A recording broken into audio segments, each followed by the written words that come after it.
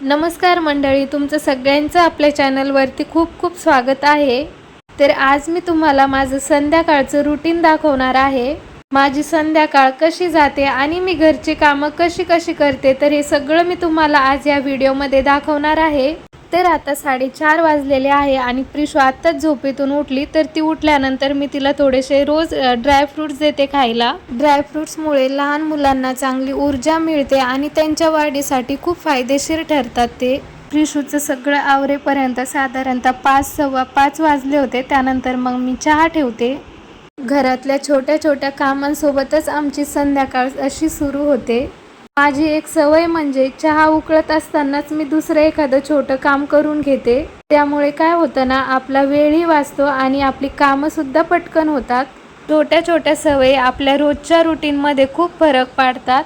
चहा करताना गॅसवर लक्ष ठेवणं खूप महत्त्वाचं आहे आणि चहा उकळत असतानाच किचन 2-3 मिनिटं थोडंसं आवरून घेतलं नंतर आपला बराच वेळ वाचतो।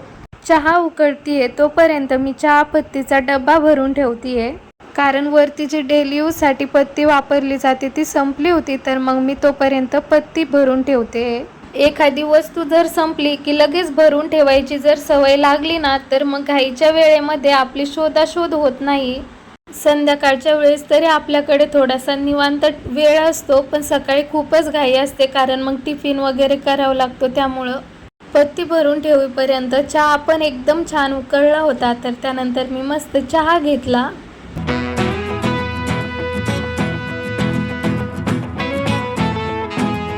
चहा झाल्यानंतर मग मी लागले रात्रीच्या स्वयंपाकाला। तर अगोदर मी कुकर लावलं। स्वयंपाक करताना डाळ किंवा भाताचं कुकर लावलं ना, तर तेवढ्याच वेळामध्ये आपण भाजीची सुद्धा तयारी करू शकतो। अशा छोट्या छोट्या प्लॅनिंगमुळेच कामं लवकर पूर्ण होतात। तर डाळ टाकताना कधीही त्यामध्ये चिमूटभर हळद आणि 1 चमचा तेल टाकायचं, त्यामुळे डाळ एकदम छान शिजते। तर साईडला कुकर लावलं होतं। तर कुकर शिजेपर्यंत मग मी दुपारची धुतलेली भांडी होती, तर मग ती पण रॅकला लावून दिली। असे छोटे छोटे कामं जर आपण वेळेत केले ना, तर आपलं किचन नंतर स्वच्छ आणि नीटनेटकं राहतं। त्यानंतर दिवा लावण्याची वेळ झाली होती, तर लगेच देवाजवळ दिवा लावला। दिवसाची सुरुवात आणि शेवट देवाच्या स्मरणाने झाली की मनाला एक वेगळी शांतता मिळते। घरात कितीही कामं असली तरी सुद्धा दिवा लावण्यासाठी थोडा वेळ मी काढते। त्यामुळे घरामध्ये खूप प्रसन्न वातावरण तयार होतं। तुमच्याही घरामध्ये संध्याकाळी दिवा लावण्याची सवय आहे का, ते मला कमेंट करून नक्की सांगा।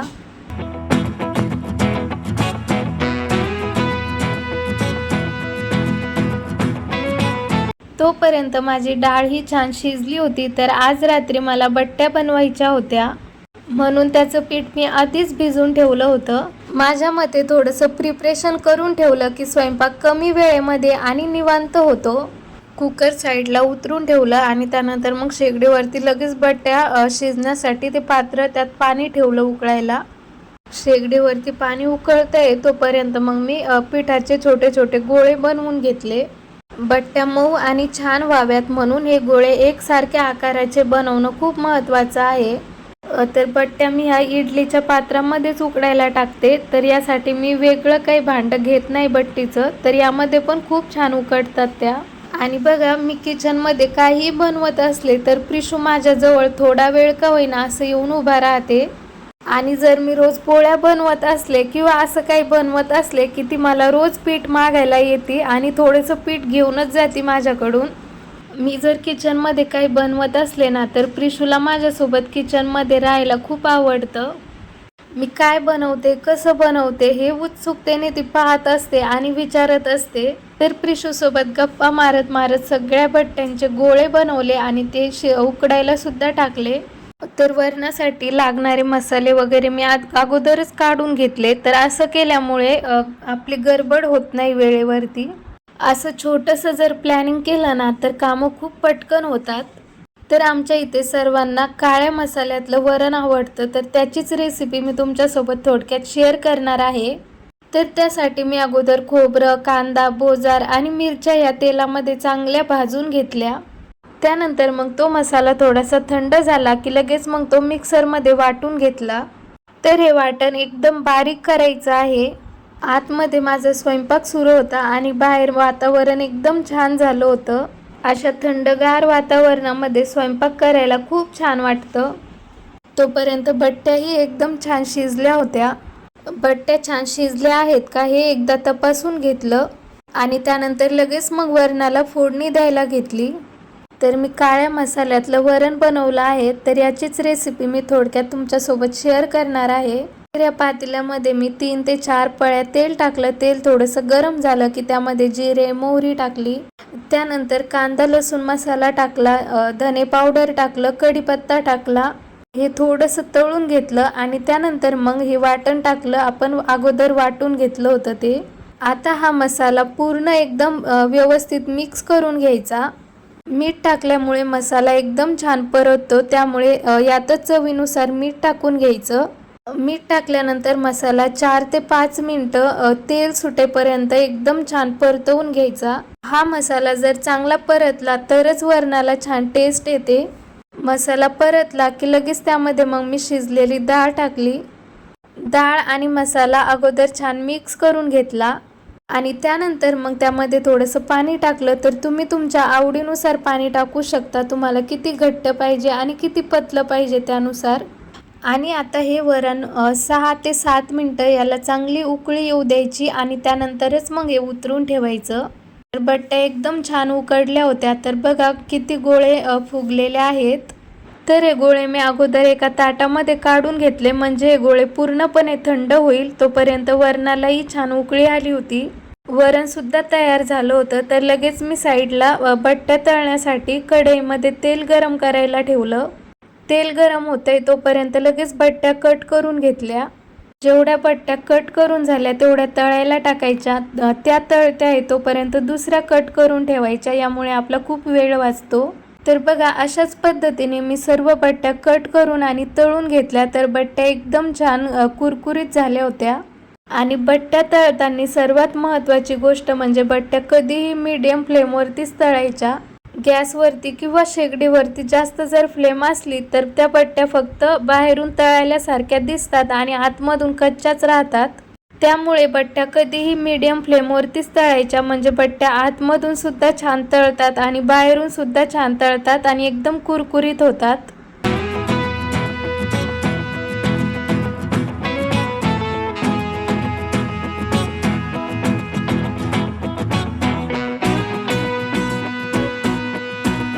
स्वयंपाक झाला की मी अगोदर देवाला नैवेद्य दाखवते. आपल्या घरामध्ये रोज जे काही बनतं त्यातील पहिला घास देवाला अर्पण केला की मनाला खूप समाधान मिळतं. स्वयंपाक बनवून झाला की मी लगेच किचन आवरायला घेते. एक सोपी सवय खूप उपयोगी पडते. स्वयंपाक बनवून झाल्यानंतर भांडी आणि किचन जास्त वेळ तशीच ठेवू नका. लगेच साफ करून ठेवलं की डाग कमी बसतात आणि आपल्याला साफ करायलाही कमी मेहनत लागते. मी रात्रीचं किचन वटा आणि सिंक स्वच्छ करून ठेवते. त्यामुळे सकाळी किचन एकदम फ्रेश दिसतं आणि काम सुरू करायलाही खूप छान वाटतं.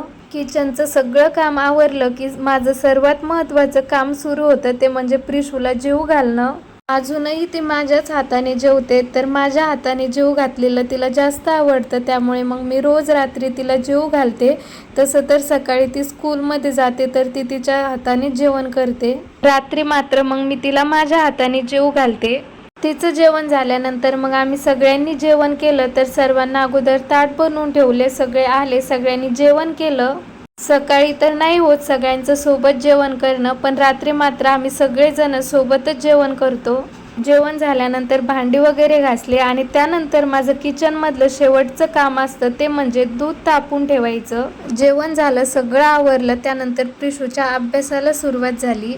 रोज थोडा थोडा वेळ तिच्यासोबत बसून अभ्यास करून घेतला की शिकवलेलं चांगलं लक्षातही राहतं आणि अभ्यासाची रोज थोडी थोडी सवयही लागते. दिवसभर कितीही कामं असली तरी सुद्धा मुलांसाठी थोडासा वेळ काढायचा. त्यांच्यासोबत बसून अभ्यास करा, त्यांच्याशी गप्पा मारा. यामुळे मुलांना खूप छान वाटतं आणि त्यामुळे त्यांचा आत्मविश्वासही वाढतो. आपला थोडासा वेळ मुलांसाठी खूप मौल्यवान असतो.